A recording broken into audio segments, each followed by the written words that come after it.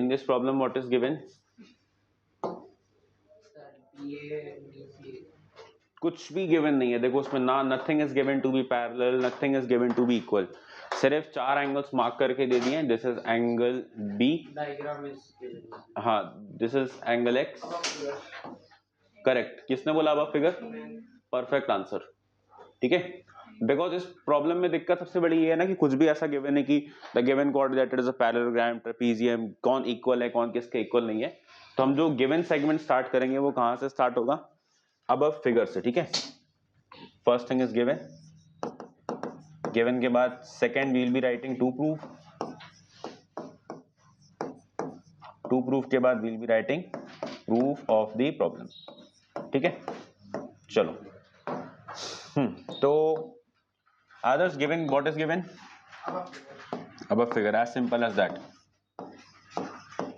Above figure. To show, we have to show that x plus y is equal to a plus b, या उल्टा भी लिखा हो सकता है कि a plus b is equal to x plus y। क्या given है? a plus b is equal to x plus y। तो प्रॉब्लम में अप्रोच क्वाड्रिलैटरल की है ही नहीं, प्रॉब्लम में अप्रोच किसकी है? Exterior angle property of triangles की।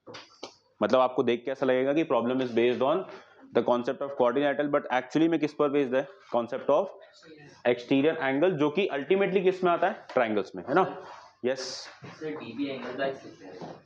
कहाँ लिखा है बेटा? Is it given somewhere?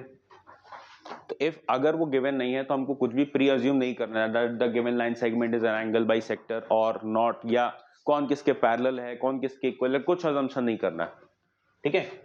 तो what we will be doing is simply इसको एंगल 1 बना लो, suppose let this be angle 2, let this be angle 3 and let this be angle 4। समझ में आया? अब लोअर ट्राइंगल में एक बार एक्सटीरियर एंगल प्रॉपर्टी लगेगी, one exterior angle property one time in the upper triangle, then we will add the two equations जो यहाँ से रिजल्ट आउट होके बन के आ रही हैं, ठीक है। चलो, तो एक्सटीरियर एंगल प्रॉपर्टी क्या बोलता है जरा अपन अप्लाई करके देखते हैं। In triangle this point is A, this point is B, this point is C and this point is D। तो पहले मैं ट्राइंगल करूंगा, मैं बात करूंगा ट्राइंगल की, किसकी? In triangle A B D, in triangle A B D bye exterior angle property, one by exterior angle property. देखो यहां ध्यान से, तो एक्सटीरियर एंगल प्रॉपर्टी क्या बोलती है? That the value of exterior angle is equal to the sum of opposite to interior angle. So opposite to interior कौन कौन सा? ये 1 हो गया और 3 हो गया, यस और no? 1 + 3 will be equal to b। So in the lower triangle that is triangle ABD we will be writing angle 1 plus angle 3 is equal to how much? b degrees. Equation number 1 हो गया। This similar logic will be applying in the upper triangle, upper triangle मतलब in triangle BCD। पहले लिखना पड़ेगा by exterior angle property, and angle 2 plus angle 4 is equal to what? is equal to angle A, equation number 2। then दोनों equations को ultimately क्या कर देंगे? we'll be adding the two, add 1 and 2, adding first and second। ध्यान से देखो, 1 plus 2 plus 3 plus 4 on the left hand side, angle 1 plus angle 2 plus angle 3 plus angle 4 on the left hand side, A degrees plus B degrees on the right hand side। अच्छा, 1 + 2 क्या बन जाएगा?